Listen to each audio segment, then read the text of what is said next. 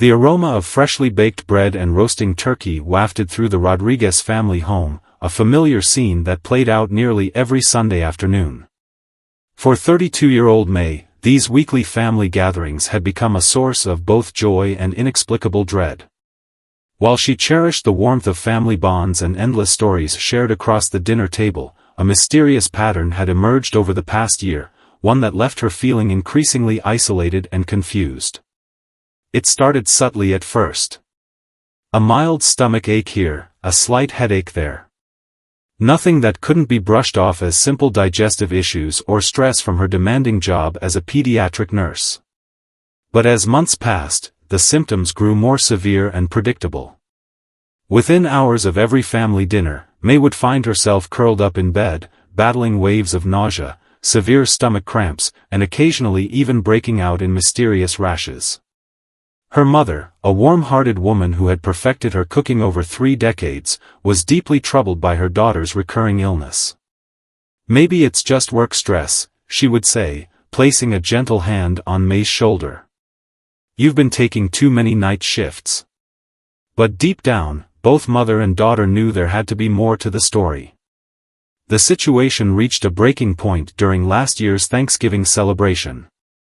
As extended family members filled the house with laughter and the typical chaos of a holiday gathering, May excused herself halfway through the meal. She barely made it to the bathroom before violent cramps seized her body. That night, instead of joining the family for pumpkin pie and coffee, she spent hours in the emergency room, with her worried younger sister by her side. The ER doctor's questions seemed routine at first, but one stood out: does this happen regularly? And if so, is there a pattern? It was then that May connected the dots. Her mysterious illness struck only after family meals. Never during her hospital shifts, never after dining out with friends, and never when she cooked for herself in her small apartment. Determined to understand what was happening to her body, May began keeping a detailed food diary. She documented everything she ate, when she ate it, and how she felt afterward. The pattern became undeniable. The symptoms appeared exclusively after family gatherings. But why? The question haunted her, especially since she had grown up eating her mother's cooking without any issues. The next family dinner, May arrived with a small cooler bag tucked under her arm. Inside were carefully prepared containers of her own food, simple dishes that mirrored what her mother was serving but prepared in her own kitchen. Her mother's face fell slightly at the sight, but May quickly explained it was part of a doctor-recommended elimination diet to identify what was making her sick. That evening, as she watched her family enjoy the usual feast while she ate from her containers, May felt a mix of emotions: guilt for potentially hurting her mother's feelings, anxiety about standing out, but mostly hope that this experiment might finally provide some answers. Her sister occasionally shot her encouraging glances across the table, while her young nieces and nephews peppered her with curious questions about her special food. Hours passed, and for the first time in over a year, May didn't feel sick after a family dinner. No cramps, no nausea, no rushing to the bathroom. She lay in bed that night, staring at her ceiling, her mind racing with possibilities. Was it something in her mother's cooking? A specific ingredient? A combination of foods? The answer seemed tantalizingly close, yet still out of reach. What May didn't realize was that this simple act of bringing her own food would set in motion a chain of events that would not only solve the mystery of her illness but also uncover a shocking truth that had been hiding in plain sight all along, one that would change her family's gatherings forever. The success of May's first "Bring Your Own Food" dinner sparked a methodical investigation. As a nurse, she was trained to look for patterns, to piece together seemingly unrelated symptoms into a coherent diagnosis. But this time, she wasn't solving a puzzle for a patient, she was trying to understand what was happening in her own body. Her younger sister, Lily, became her unofficial research partner. During their regular coffee meetups at the small cafe near the hospital where May worked, they began comparing notes. "Remember when you first started feeling sick?" Lily asked one morning, stirring her latte thoughtfully. Was it around the time Mom started using those new cooking techniques she learned from that online course? The question hit May like a bolt of lightning. Yes, the timing did coincide with their mother's renewed interest in cooking. About a year ago, their mother had proudly announced she was taking an online culinary course to modernize her traditional recipes. She had started experimenting with new ingredients and techniques, eager to surprise her family with enhanced versions of their favorite dishes. Armed with this new insight, May began paying closer attention to her mother's cooking routine during family gatherings. She would arrive early, offering to help in the kitchen while secretly observing the ingredients being used.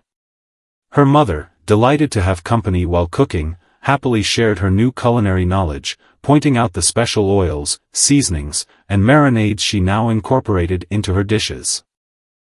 During one such cooking session, May noticed something peculiar.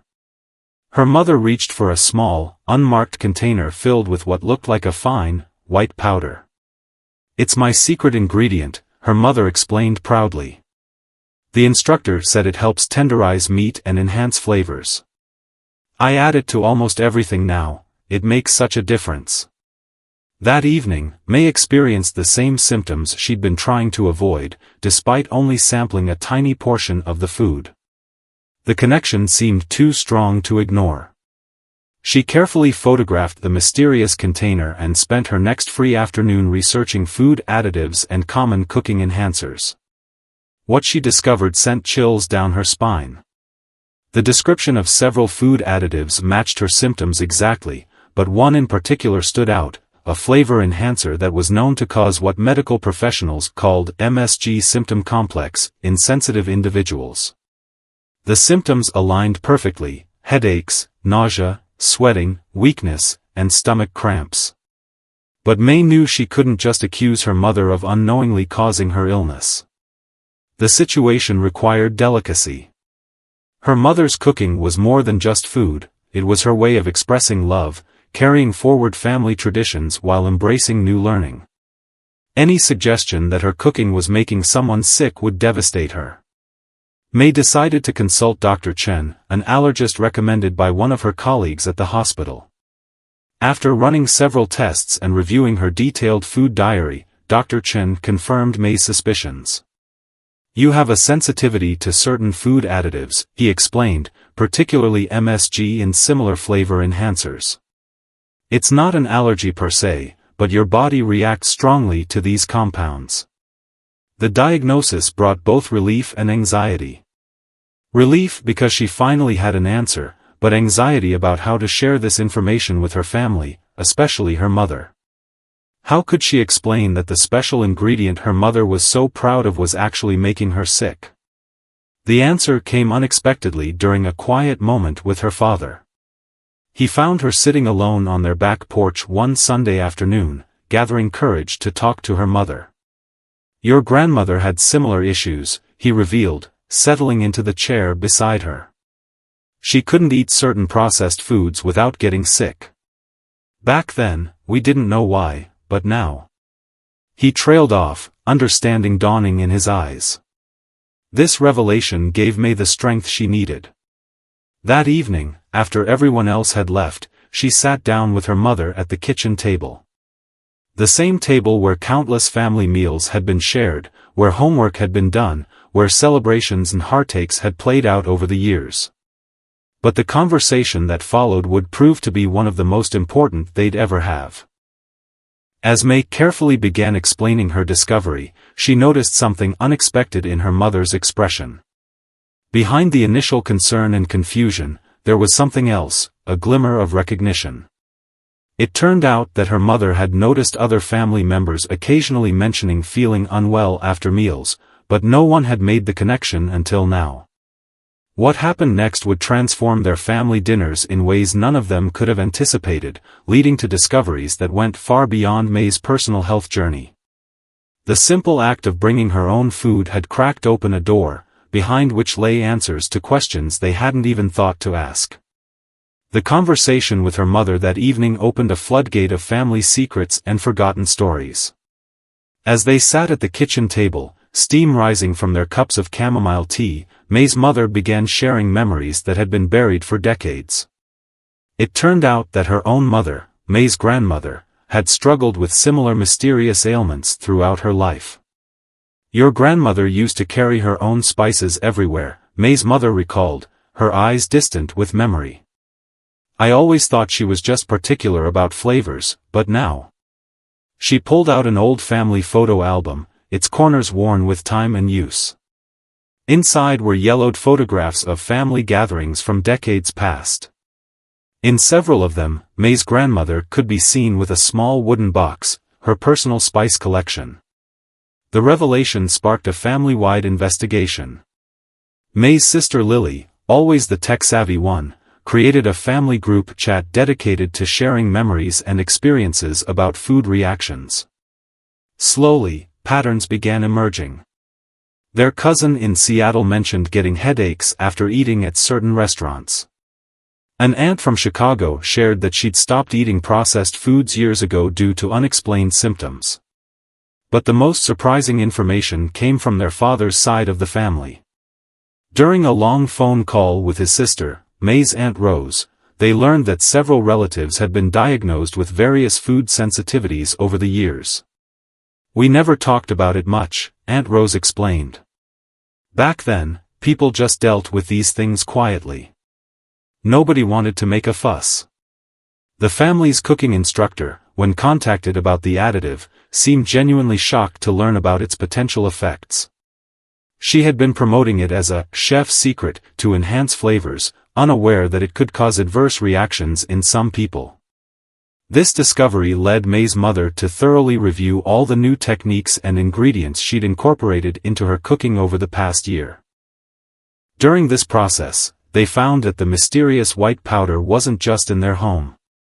It had become increasingly common in many processed foods and restaurants, often hidden behind various names on ingredient lists.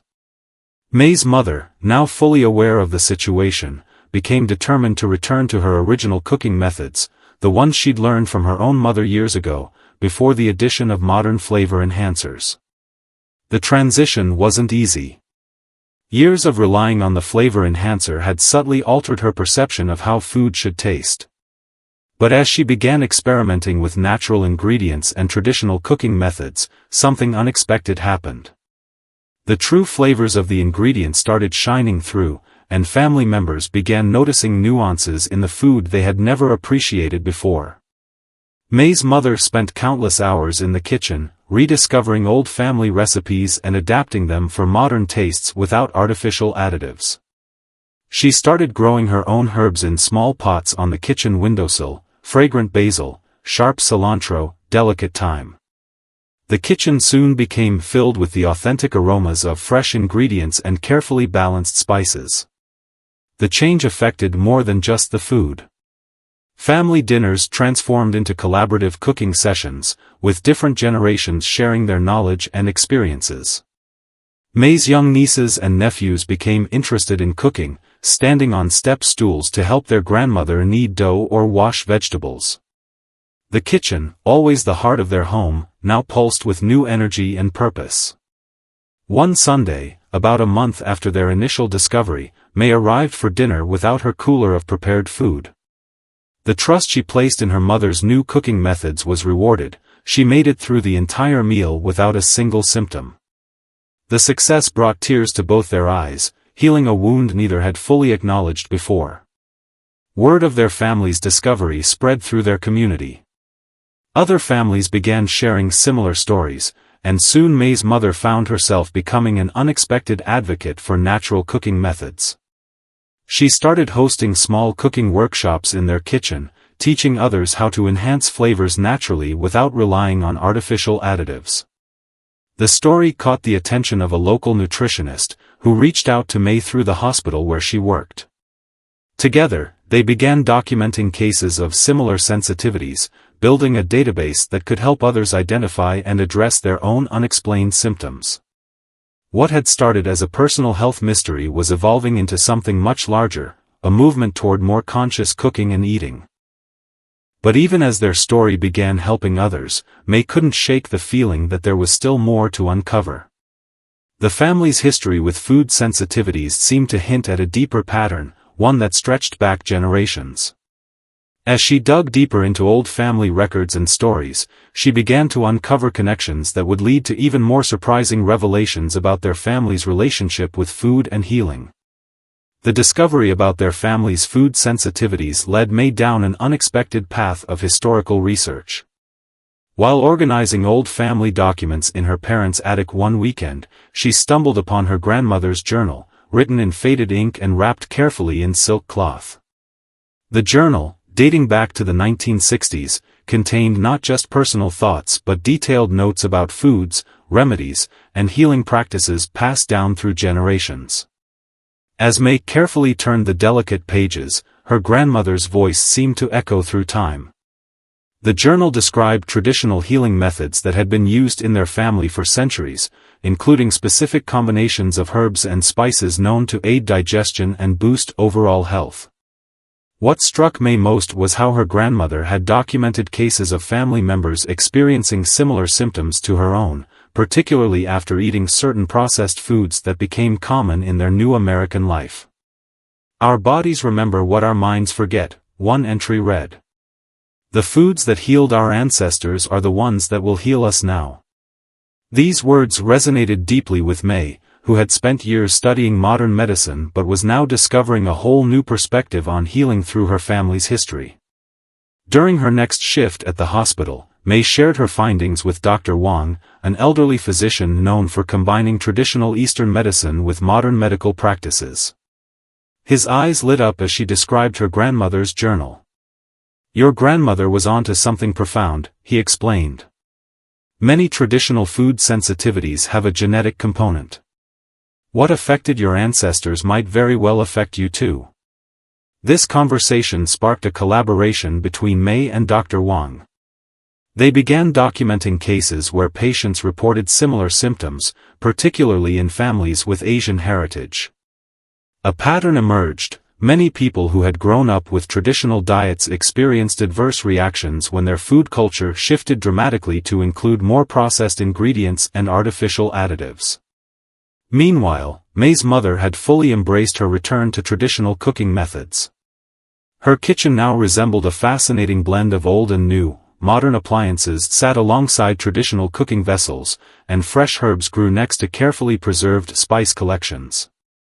She started hosting weekly cooking classes, teaching others how to create flavorful dishes without artificial enhancers. During one of these classes, an elderly woman approached May's mother with tears in her eyes.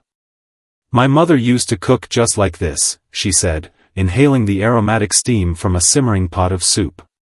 "I'd forgotten how real food was supposed to taste." This interaction led to a series of conversations with other community members who shared similar experiences of disconnection from their culinary heritage. The story took another turn when Lily, May's sister, discovered an online community of people documenting their experiences with food sensitivities. She created a blog sharing their family's journey, including recipes adapted from their grandmother's journal. The response was overwhelming. Hundreds of comments poured in from people around the world who recognized their own struggles in May's story. One particular comment caught their attention. A food historian from a prestigious university reached out, explaining that she had been researching the global increase in food sensitivities over the past century. She believed their family's story could help illuminate the broader historical context of how changing food systems had affected different communities. The historian's interest led to a deeper investigation of their family's culinary history. Through old photographs, letters, and community records, they pieced together how their ancestors had adapted their traditional cooking methods as they moved across continents and cultures. Each generation had faced its own challenges in maintaining their food traditions while integrating into new societies. May's father, usually quiet about family matters, began sharing stories he'd heard from his own parents about their early days in America. He recalled how his mother, May's paternal grandmother, had struggled to find familiar ingredients in their new home, often substituting local products that didn't quite create the same effects. "She always said something was missing," he remembered, "but we thought she was just homesick." These revelations prompted May to start documenting her own family's healing journey more systematically. She began keeping detailed records of how different family members responded to various traditional recipes, noting which combinations of ingredients seemed to have the most positive effects. Her medical training helped her understand the scientific principles behind why certain traditional cooking methods might be more beneficial for their family-specific genetic makeup. The impact of their discovery continued to ripple outward. Local health food stores began stocking more traditional ingredients in response to increased demand from May's mother's cooking class participants. The hospital where May worked started offering workshops on understanding cultural food sensitivities, with May often serving as a guest speaker, sharing both her personal experience and professional insights. But perhaps the most profound change was invisible to outsiders, the deeper understanding that had developed within their family. What had started as May's personal health mystery had unveiled layers of family history and wisdom that might otherwise have been lost to time. As she watched her young nieces and nephews eagerly learning traditional cooking methods from their grandmother, May realized that their family's healing journey had come full circle, connecting past, present, and future generations through the simple act of sharing food. The transformative power of their family's discovery reached new heights when May received an unexpected email from a research team at a major university. They had come across Lily's blog and were fascinated by the detailed documentation of their family's journey. The team was conducting a groundbreaking study on the relationship between traditional food practices and modern health issues, and they wanted to feature the Rodriguez family's story as a central case study. Initially, May felt hesitant about sharing their private family journey with researchers. But during a Sunday dinner discussion, her mother surprised everyone by enthusiastically supporting the idea. "Our story could help other families understand their own struggles," she said, stirring a pot of traditional bone broth that had been simmering for hours. "Maybe this is why we had to go through all of this." The research team's arrival brought an air of excitement to their weekly family dinner. They set up cameras to document the cooking process and interviewed family members about their experiences. What caught the researchers' particular interest was how the family had unconsciously preserved certain traditional cooking methods even while adapting to modern life. During the interviews, an interesting pattern emerged. The researchers discovered that many families who had immigrated to America during the same period as May's grandparents had experienced similar health challenges. The gradual shift from traditional cooking methods to more convenient, processed options had created a hidden health crisis that spanned generations. The most revealing moment came when May's mother shared her collection of old family recipes. These weren't just cooking instructions, they were detailed guides that included notes about the medicinal properties of different ingredients and specific cooking methods that enhanced their benefits. The researchers were amazed to find that many of these traditional practices aligned with recent scientific discoveries about food preparation and nutrient absorption. Meanwhile, May's work at the hospital had taken an unexpected turn. Her experience had made her particularly attuned to patients who complained of mysterious symptoms similar to what she had experienced. Working with Dr. Wang, she developed a questionnaire that helped identify potential food sensitivity patterns, especially in patients from various cultural backgrounds who had moved away from their traditional diets. One particular case stood out. A young mother brought in her 6-year-old daughter who had been experiencing recurring stomach issues. The symptoms matched May's past experiences exactly.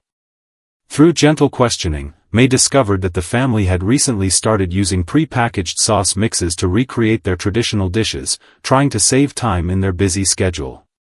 The mother broke down in tears when May shared her own story, feeling a mix of guilt and relief at finally understanding what might be affecting her child. The incident inspired May to start a support group at the hospital, creating a space where families could share their experiences and learn from each other. The group quickly grew beyond just discussing food sensitivities. It became a place where people could reconnect with their cultural food heritage and find ways to adapt traditional practices to modern life. During one of these support group meetings, an elderly Chinese gentleman shared a story that resonated deeply with everyone. He spoke about how his mother had always insisted on using ceramic cookware instead of modern non-stick pans, claiming that the food felt different when cooked in traditional vessels. The research team, still following the family's story, became intrigued by this observation and began investigating the potential effects of different cooking materials on food preparation. Back at home, May's mother had started experimenting with recreating convenience foods using traditional ingredients and methods. She developed a series of sauce bases that could be prepared in advance and stored, making it easier for busy families to cook healthy meals without relying on processed additives. The recipes quickly became popular among her cooking class students, who appreciated having alternatives that honored both their cultural heritage and their modern time constraints. The family's story took another surprising turn when a small local grocery store owner, inspired by their journey, decided to create a special section dedicated to traditional cooking ingredients and tools.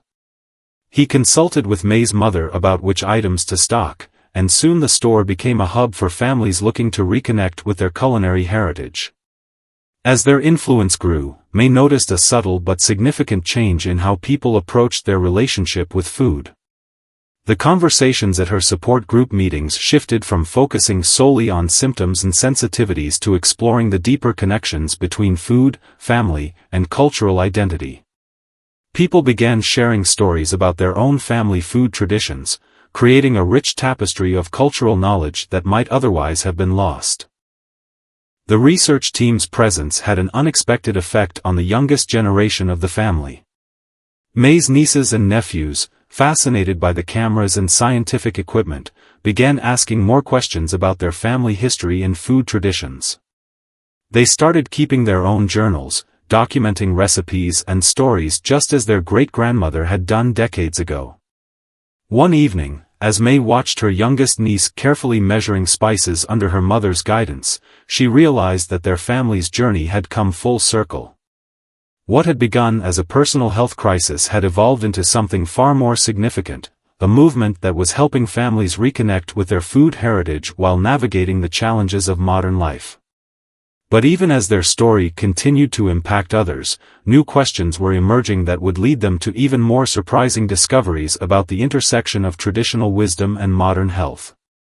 The research team's findings began drawing attention from unexpected quarters. A renowned chef who specialized in fusion cuisine reached out to May's family after reading about their story in a medical journal. He was particularly intrigued by how they had managed to preserve traditional cooking methods while adapting to modern life. His interest would lead to a collaboration that none of them could have anticipated. The chef, whose restaurants had earned critical acclaim for innovative takes on traditional dishes, spent a day in their kitchen, observing May's mother prepare a family meal. What struck him most wasn't just the techniques she used, but the intuitive way she adjusted ingredients based on who would be eating the meal. "You're not just cooking food," he remarked, "you're practicing personalized nutrition in its most ancient form." This observation led to a breakthrough in understanding their family's food sensitivity issues. Working with Dr. Wang and the research team, they began mapping out how traditional recipes had historically been modified based on individual needs. They discovered that many old family recipes included variations, subtle changes in ingredients or cooking methods that could make the same dish more suitable for different family members. During this investigation, May's aunt remembered a story about her own grandmother's cooking. She used to make the same soup differently for each of her children, she recalled. "We always thought it was just favoritism, but now I wonder if she knew something we didn't." This memory prompted them to look more closely at the marginalia in their grandmother's journal, the small note scribbled in the margins of recipes, indicating specific modifications for different family members. The implications of these discoveries extended beyond their own family. At the hospital, May began noticing patterns in how patients from different cultural backgrounds responded to dietary changes. Working with the hospital's nutrition department, she developed a program that incorporated traditional dietary wisdom into modern medical treatment plans. The results were remarkable. Patients reported better outcomes when their cultural food practices were respected and integrated into their care. The story took an unexpected turn when Lily's blog caught the attention of a documentary filmmaker. The filmmaker was drawn to how their family's journey reflected larger issues about food, culture, and health in modern society. Initially hesitant about being in the spotlight, the family agreed to participate after realizing how their story could help others struggling with similar issues. As filming began, new layers of their family history emerged. Their father, usually reserved about the past, began sharing stories about his own childhood. He remembered how his mother would visit specific markets on certain days, claiming that ingredients purchased at the right time had better healing properties. What once seemed like superstition now aligned with modern understanding of seasonal eating and nutrient cycles. The documentary crew followed May to her hospital support group meetings, capturing powerful moments as people shared their own experiences with food sensitivities and cultural disconnection. One particularly moving scene featured a young professional who broke down while describing how she had dismissed her grandmother's traditional cooking methods as outdated, only to later realize their wisdom when dealing with her own health issues. Meanwhile, May's mother's cooking classes had evolved into something more comprehensive. She now offered what she called healing kitchen workshops, teaching not just recipes but the principles behind traditional food preparation methods. Students learned about the importance of timing in cooking, the energy of different ingredients, and how to adapt ancient wisdom to modern kitchens. The research team made another significant discovery while studying the family's traditional cooking vessels. They found that certain metal cookware commonly used in modern kitchens could react with specific ingredients, potentially creating compounds that some people might be sensitive to. This finding helped explain why some family members felt better when food was prepared in traditional clay or ceramic pots. This revelation led to a series of experiments in their kitchen. Under the guidance of the research team, they prepared the same dishes in different types of cookware, carefully documenting the results. The differences were subtle but significant. Dishes prepared in traditional vessels not only tasted different but seemed to cause fewer sensitivity issues among family members. During one filming session, May's youngest niece made an observation that stopped everyone in their tracks.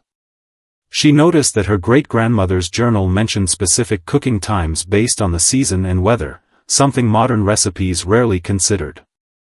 This childhood observation prompted a new avenue of research into how environmental factors might influence food preparation and its effects on health. The documentary crew captured a powerful moment when 3 generations of the family cooked together, each contributing their own knowledge and experience. May's mother demonstrated traditional techniques, while May explained the scientific principles behind why these methods worked. Her nieces and nephews eagerly absorbed both perspectives, representing a new generation that could bridge ancient wisdom with modern understanding. As their story continued to unfold, the family realized that what they had uncovered went far beyond food sensitivities. They were rediscovering a holistic approach to health and nutrition that had been nearly lost in the rush toward modernization. Their journey was helping others understand that progress didn't have to mean abandoning traditional wisdom. Instead, the two could work together to create something better. As the documentary about their family's journey neared completion, a surprising discovery in their grandmother's journal changed everything. Hidden between its pages was a carefully preserved letter, written decades ago but never sent. The letter was addressed to a prominent food scientist of that era, detailing observations about how different members of the community had begun experiencing health issues after changing their traditional diets. The documentary filmmaker was fascinated by this historical document. It showed that May's grandmother had been conducting her own form of research long before the current scientific interest in food sensitivities. The letter described patterns that perfectly matched what modern researchers were now discovering about the relationship between traditional food preparation methods and health. This discovery led to an unexpected invitation from an international conference on food science and cultural preservation. The organizers wanted May and her mother to present their family's story alongside the research team's findings.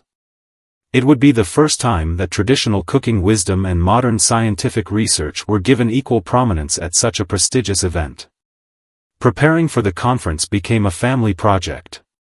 May's mother, initially nervous about speaking to scientists, found strength in demonstrating her cooking techniques. Her practical knowledge, passed down through generations, provided real-world validation of the research team's theoretical findings. The scientists were particularly intrigued by her intuitive understanding of how different cooking methods could make the same ingredients more or less digestible for different people. During their presentation, May shared a revelation that had emerged from studying her grandmother's journal more closely. The mysterious symptoms that had plagued various family members weren't just about what they ate, they were also connected to how their food was prepared, when it was eaten, and even the state of mind of both cook and diner. This holistic approach to food and health challenged many modern assumptions about nutrition. The conference presentation included video clips from the documentary, showing how the family had adapted traditional practices for modern life. One particularly powerful segment featured May's mother teaching a group of young parents how to prepare quick, healthy meals using traditional principles.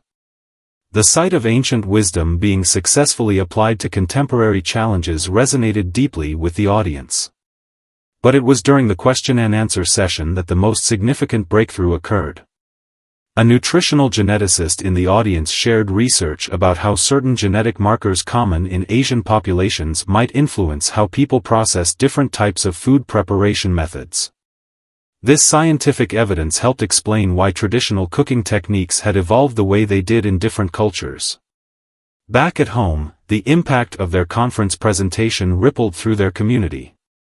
Local schools began incorporating elements of traditional food wisdom into their nutrition programs.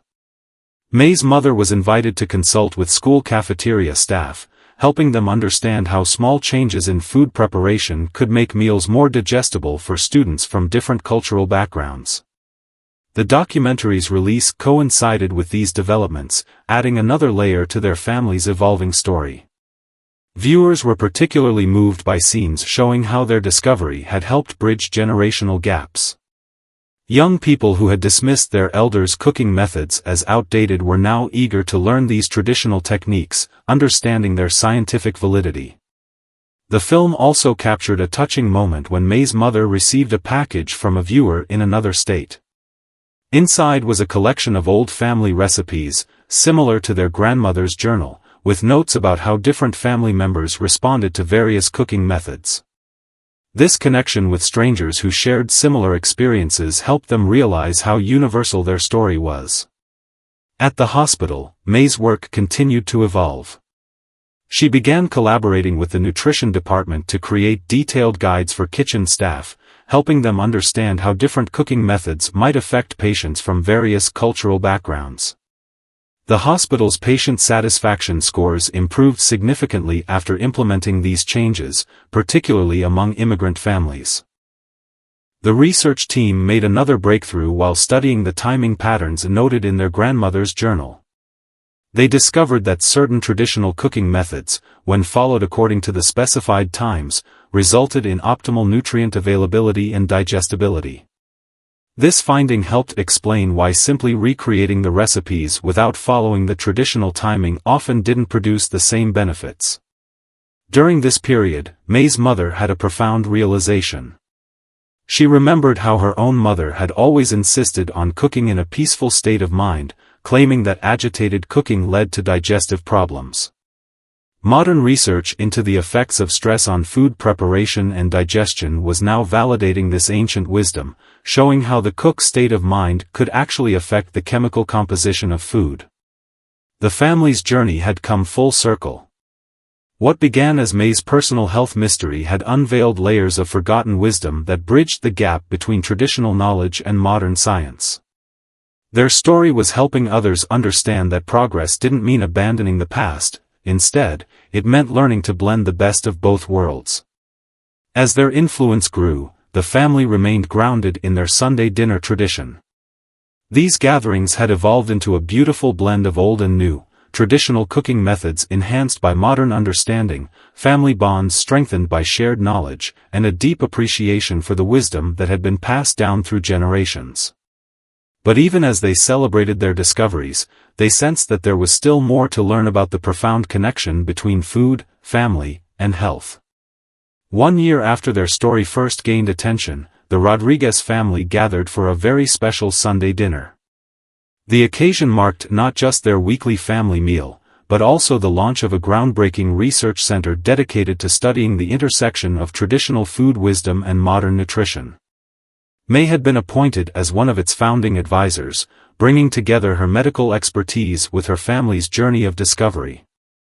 The center, housed in a renovated building that perfectly balanced modern technology with traditional design elements, represented everything their family had learned over the past year. One wing contained state-of-the-art laboratories where scientists studied the chemical properties of traditionally prepared foods. Another wing housed teaching kitchens where traditional cooking methods were demonstrated and documented. But the heart of the center was a community gathering space where families could share their own food stories and learn from each other. On this particular Sunday, as 3 generations of the family prepared dinner together in their home kitchen, May reflected on how far they had come from those frightening days of mysterious illness. Her mother, now a respected authority on traditional cooking methods, was showing her youngest granddaughter how to tell when a soup had reached the perfect balance of flavors, not by following a recipe, but by understanding the ingredients and trusting her senses. The documentary about their family had sparked a global conversation about food, culture, and health. It had been translated into multiple languages, resonating with families around the world who recognized their own struggles in the Rodriguez family story. Letters and emails poured in from people sharing similar experiences, creating a worldwide network of families rediscovering their food heritage. But perhaps the most significant impact had been in the medical community. May's hospital had become a model for others, implementing a revolutionary approach to patient nutrition that respected cultural food traditions while incorporating modern nutritional science. Other hospitals began adopting similar programs, reporting improved patient outcomes and satisfaction rates. The research team's findings had led to publication in prestigious medical journals, legitimizing traditional food wisdom in the eyes of the scientific community. Their work showed that many traditional cooking methods had profound effects on food's nutritional value and digestibility, effects that couldn't be replicated by simply following recipes without understanding the underlying principles. During dinner that evening, May's father shared a story he had never told before. His own father, May's grandfather, had been a community healer in their homeland, using food as medicine. He had been reluctant to continue these practices after immigrating, fearing they wouldn't be accepted in their new country. He would be so proud to see this, her father said, gesturing to the family gathered around the table. To see his wisdom validated and shared with the world. The research center had already begun documenting food wisdom from various cultures, creating a living archive of traditional knowledge that might otherwise have been lost. Families were encouraged to share their stories, recipes, and observations, contributing to a growing understanding of how different cultures had developed sophisticated approaches to nutrition and healing through food. May's mother's cooking classes had evolved into a comprehensive program teaching not just recipes, but the principles behind traditional food preparation. Students learned about the importance of timing, ingredient combinations, cooking vessels, and even the cook's state of mind. The program had a waiting list months long, with people traveling from other cities to participate. The family's influence had spread to unexpected places. Local farmers began growing traditional varieties of vegetables and herbs in response to increased demand. Restaurant chefs sought advice on incorporating traditional cooking methods into their modern kitchens. Even food manufacturers showed interest in understanding how traditional processing methods might be adapted for larger-scale production while maintaining their benefits. Looking around the dinner table, May saw how their journey had transformed not just their family, but an entire community's relationship with food. Her nieces and nephews were growing up with a deep appreciation for both their cultural heritage and modern science. They moved confidently between traditional wisdom and contemporary knowledge, representing a new generation that could bridge these two worlds. The research center had also become a hub for studying food sensitivities and allergies, with a particular focus on how traditional preparation methods might help people with dietary challenges. Their findings suggested that many modern food sensitivities might be tied not just to specific ingredients, but to how those ingredients were prepared and combined. As the family shared their meal, prepared with both love and understanding, May thought about her grandmother's journal that had started them on this journey. The mysterious white powder that had once caused her such distress had led them to uncover something far more valuable, a deeper understanding of their family's heritage and its relevance to modern health. The evening ended with an announcement that brought tears to everyone's eyes. May's mother revealed that she was writing a book, combining her mother's journal entries with her own experiences and the scientific findings from their research. It would be a bridge between generations, helping other families understand and preserve their own food traditions while adapting to modern life. As the sun set on another family dinner, May realized that their story was far from over. Each day brought new discoveries, new connections, and new understanding of the profound wisdom contained in traditional food practices. What had begun as her personal health crisis had blossomed into a movement that was helping families worldwide rediscover the healing power of their food heritage, one meal at a time.